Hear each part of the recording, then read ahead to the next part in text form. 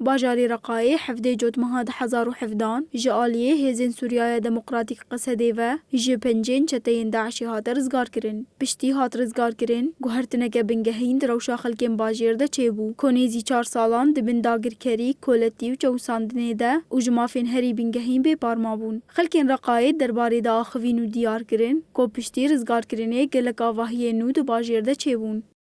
بعد التحرير لا الحمد لله الأمور تمام 100%. پشتی rizgarkirina bajarê Reqayê rewşame gelekî baş bû. Liv û tevgera di nava bazaran de vekiriye weke berê û avahî jî her ku diçin zêdetir dibin. Gelek dibistan hatin ava kirin, kolanên me hatin qîrkirin, av û kehrebeya me jî pir baş bû. Niha ewlehî heye û rewşa me pir baş e. المي والكهرباء والحمد لله الأمور 100%. Her wiha xelkên bajarê Reqayê anîn ziman ku encûmena bajarê Reqayê gelek kar di bajêr de kirin.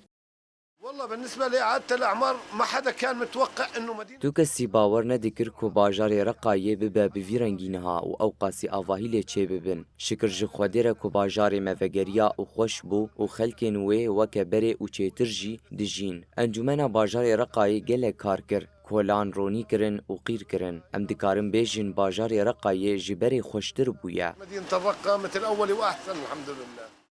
Piştî şerên dijwar ku 134 rojan dûm kir, rizgarkirina bajarê Reqayê di 20 cotmeha 2017 de hate ragihandin. Bajarê Reqayê duwarên aborî û xizmetguzariyê de bi pêşketiye. Xelkên Reqayê dibêjin ku ev hemû bi saya xebatên komîteyên Encûmena Sivîl a Reqayê û îsrara gel avegerandina bajarê xwe wekî berê ye.